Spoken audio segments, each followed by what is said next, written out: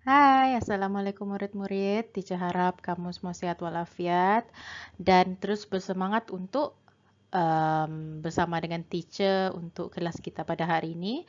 Okey, untuk sains tahun 4 kita akan masuk ke tajuk yang baru iaitu bahan. Okey, jadi sebelum kita mulakan kita punya PDPR, teacher harap kamu dapat keluarkan buku teks sains tahun 4 dan juga buku aktiviti serta lembaran kerja yang dalam file tu. Okey, jadi kita akan mula.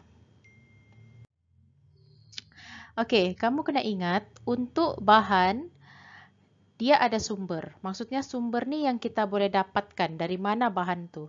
Okey, ada 4. Iaitu yang pertama ialah tumbuhan. Yang kedua ialah petroleum. Petroleum ni adalah kebiasaannya petroleum ni macam untuk kita isi minyak di kereta, macam gitu. Okey, seterusnya batuan dan juga haiwan. Itu adalah sumber asas bahan. Ada 4 tumbuhan, petroleum, batuan dan juga haiwan. Okey, baiklah. Untuk sumber asas yang pertama iaitu tumbuh-tumbuhan. Okey, dia ada 1, 2, 3, 4 dan 5 bahan. Okey, yang pertama ialah kayu. Seterusnya getah. Okey, getah ni kita boleh dapat daripada pokok getah. Okey, kapas daripada pokok kapas. Rotan kita boleh dapat daripada pelbagai jenis pokok dan juga buluh. Buluh ni pokok bambu. Kalau kamu tahu, pokok bambu yang keras yang warna hijau tu. Okey, untuk kayu, kayu ni macam biasalah pokok-pokok. Kebanyakannya pokok-pokok kita akan ada kayu untuk menciptakan satu objek, untuk buat satu objek. Okey, untuk kayu, objek yang kita selalu buat menggunakan kayu ialah perabot dan juga kertas. Okey, kertas ni diperbuat daripada kayu. Okey, adalah cara proses-prosesnya, macam mana cara untuk buat kertas daripada kayu. Okey, seterusnya ialah getah. Okey, getah objek yang biasanya manusia akan ciptakan daripada getah ialah seperti tayar kereta dan juga pemadam. Okey, pemadam diperbuat daripada getah. Untuk kapas pula, disebabkan kapas ni ciri-cirinya lembut, ringan, manusia akan mencipta baju menggunakan kapas dan juga benang. Okey, untuk buat baju kena ada benang. Sama juga kalau macam contohnya baju tu kita mau buat tulisan-tulisan tu kebiasaannya akan disulam menggunakan benang. Okey, untuk bahan yang seterusnya iaitu rotan. Okey, kebiasaannya kita akan nampak orang buat bakul. Macam dijual-jual itu kan di pasar ada bakul dan juga kerusi yang diperbuat daripada rotan. Macam contohnya rotan yang kamu senang nampak di sekolah, rotan yang dipegang oleh cikgu. Itu diperbuat daripada rotan disebabkan dia punya ciri-ciri ni sangat keras dan juga mudah lentur. Lentur tu maksudnya kita boleh kasih bengkok-bengkok dia. Okey. Dan seterusnya buluh. Buluh ni daripada pokok bambu lah. Boleh kita buat tikar. Angklung ni adalah alat muzik dan juga seruling. Seruling ni pun adalah salah satu alat muzik. Okey, seterusnya untuk sumber asas haiwan pula. Okey, ada 5 bahan. Yang pertama kulit. Kulit ni daripada haiwan lah, kulit haiwan macam kulit ular, banyaklah kulit buaya. Okey, sutera ni daripada ulat bulu. Okey, ulat bulu. Okey, ataupun kita panggil dalam bahasa Inggeris silkworm. Okey. Okey, seterusnya bulu biri-biri. Bulu biri-biri ni daripada kambing biri-biri lah. Okey, seterusnya bulu haiwan lain. Contohnya musang, apa lagi? Harimau tapi nanti teacher bagi tahulah, okey. Dan seterusnya bulu pelepah. Bulu pelepah ni biasanya daripada burung.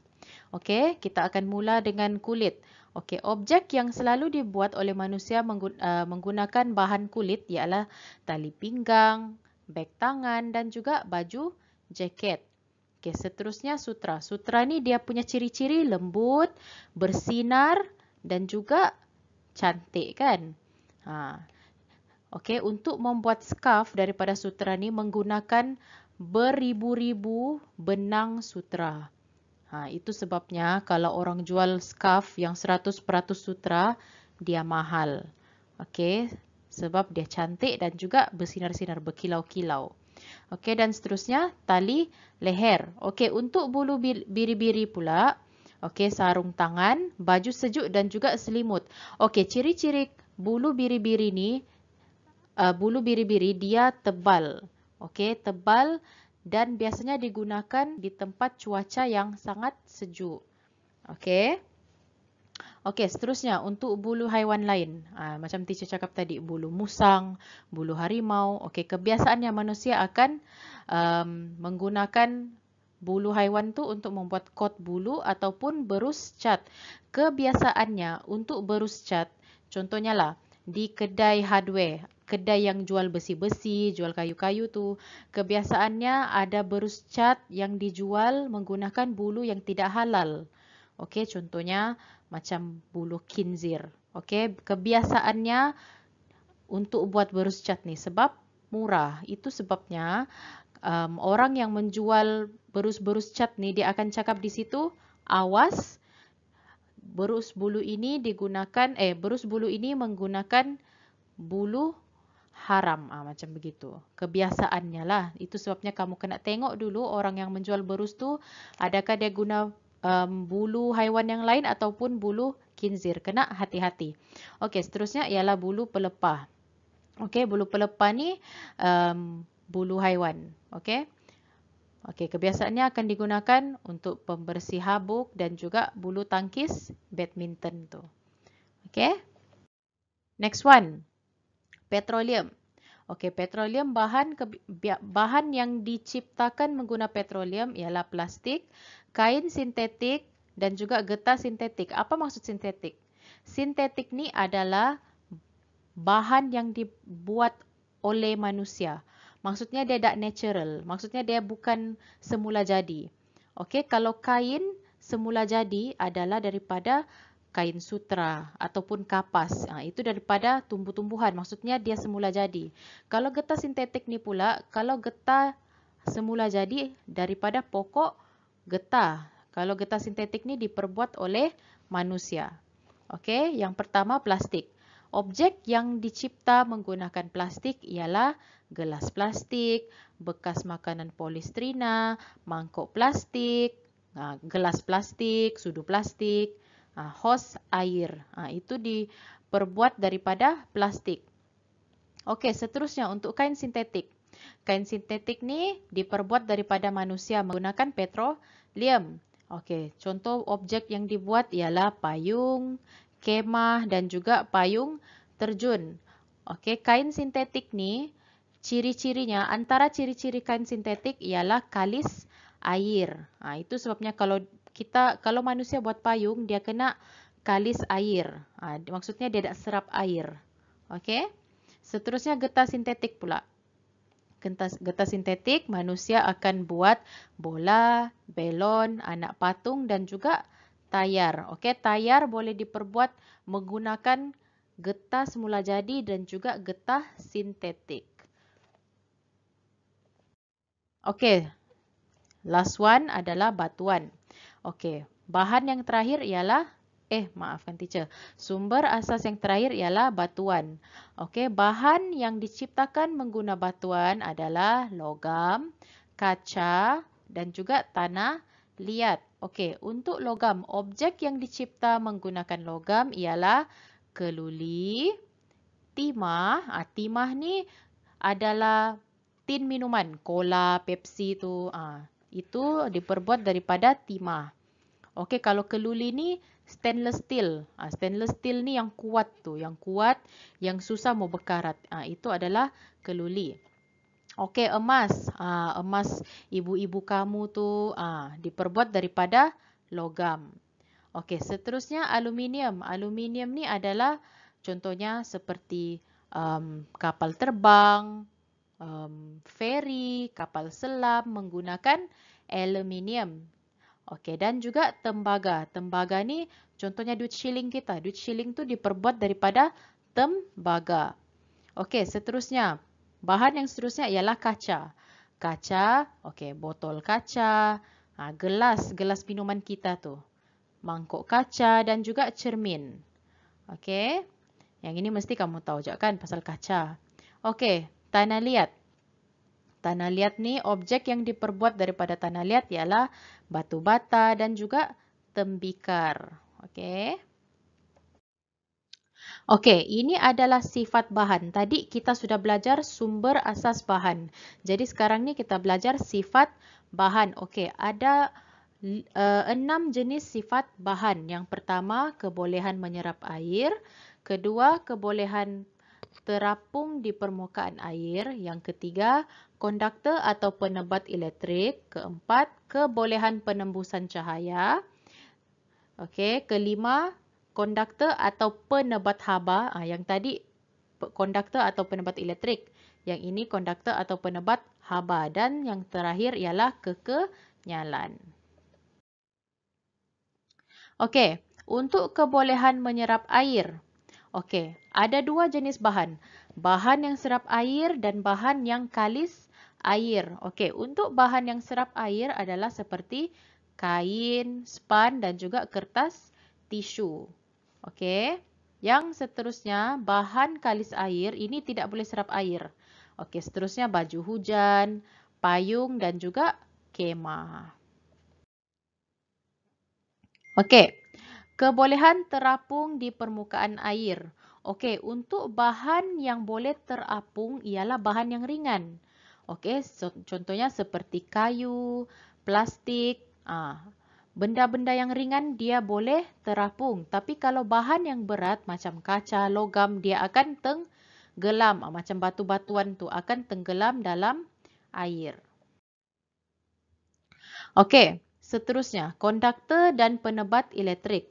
Okey, konduktor elektrik ni dia boleh mengalirkan elektrik. Maksudnya, apabila kita buat 1 liter elektrik, kita letak bahan ni, dia boleh menghidupkan lampu mentol. Okey, maksudnya dia boleh mengalirkan elektrik. Contoh bahannya ialah aluminium, tembaga, emas, besi dan juga zinc.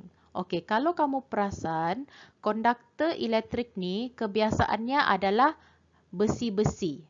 Okey, besi macam aluminium, tembaga, emas, besi, zinc gitu. Okey.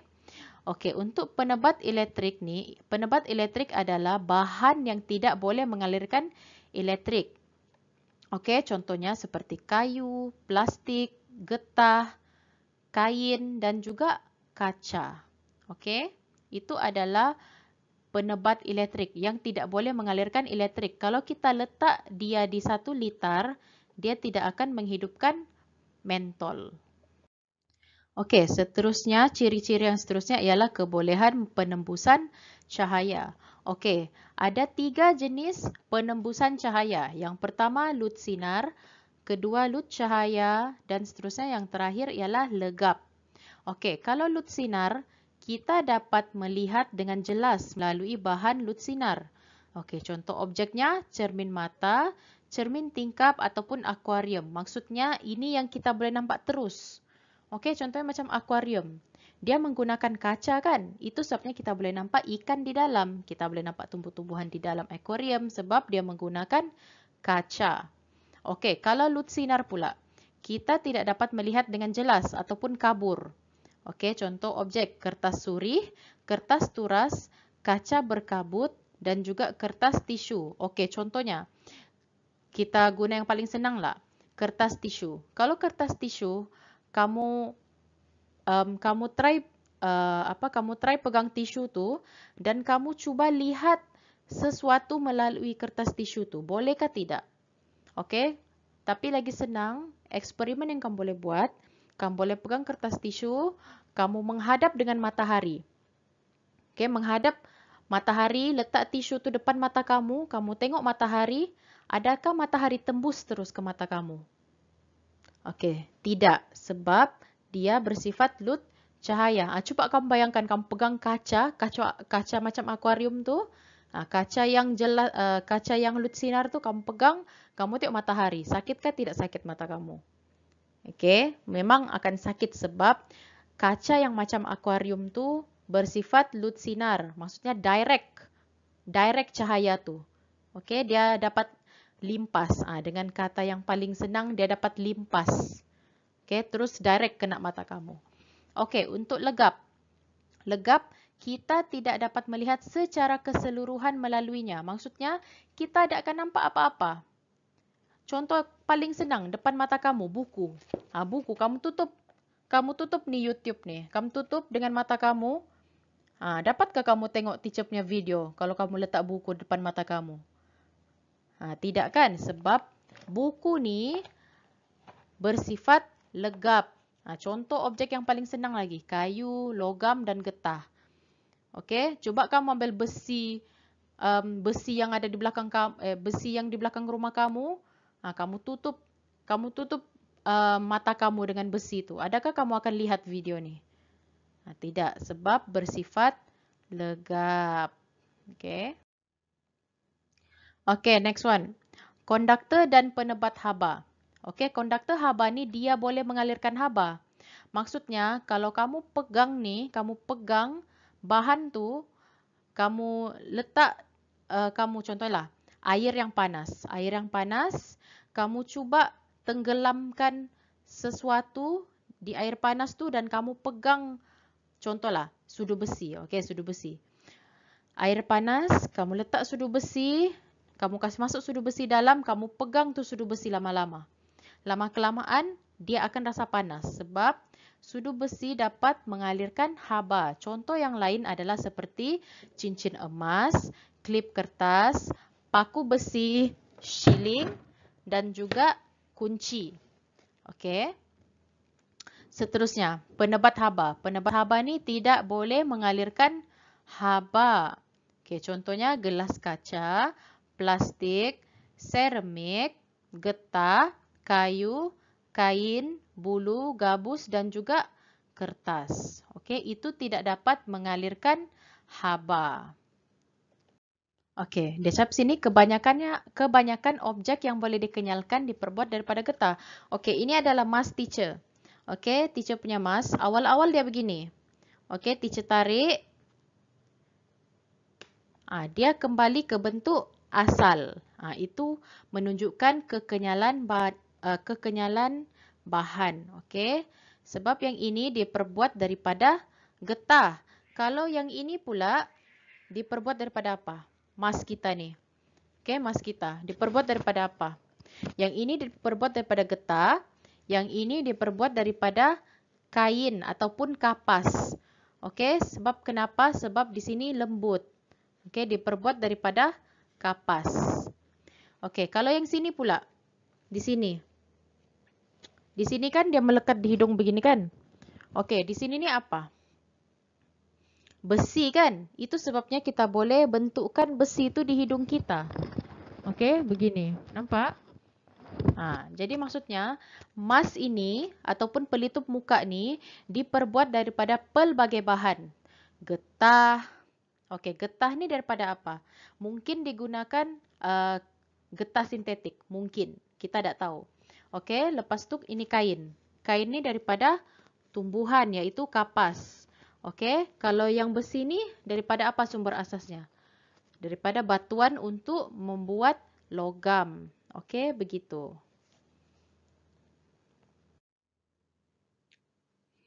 Okey. Ini adalah aplikasi sifat bahan.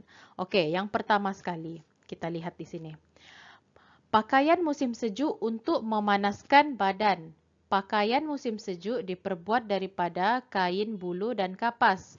Bahan-bahan ini merupakan penebat haba yang baik. Maksudnya tidak dapat mengalirkan haba. Itu sebabnya kita rasa suam saja. Kalau contohnya time tu sejuk, kita ambil sweater, kita ambil jaket sebab kita rasa suam. Sebab kain adalah penebat haba yang baik. Okey, seterusnya. Polistrina merupakan bahan penebat haba yang baik. Makanan sejuk dan panas boleh disimpan di dalam bekas polistrina. Okey, kamu kenal kan bekas makanan ni? Contohnya, mamak kamu buat sup, buat nasi, diletakkan dalam tempat ini, walaupun dibiarkan dalam beberapa minit ataupun beberapa jam, nasi itu akan tetap panas sebab dia adalah penebat haba yang baik. Okey? Seterusnya, kelalang termos direka untuk mengekalkan suhu minuman dan makanan yang disimpan di dalamnya. Contohnya kita letak di sini sup dan kopi panas. Itu adalah aplikasi sifat bahan dalam kehidupan seharian kita. Okey, kenapa mas kita ni kena guna kapas? Kenapa tak guna besi saja untuk tutup muka kita? Lagi bagus besi kan? Maksudnya virus tu tak payah masuk pun badan kita. Sebab kenapa kita pakai kapas? Supaya kita rasa selesa. Kita rasa selesa. Boleh je pun kita pakai besi untuk tutup muka kita. Tapi disebabkan kita ni manusia, kita mesti keselesaan kita tu sangat penting. Itu sebabnya diciptakan menggunakan ataupun diperbuat daripada kapas supaya kita rasa selesa. Okey. Jadi itu saja untuk pembelajaran kita pada hari ini. Jangan lupa tugasan yang teacher bagi dalam grup WhatsApp dan teacher harap kamu semua terus bersemangat untuk join PDPR teacher. Assalamualaikum.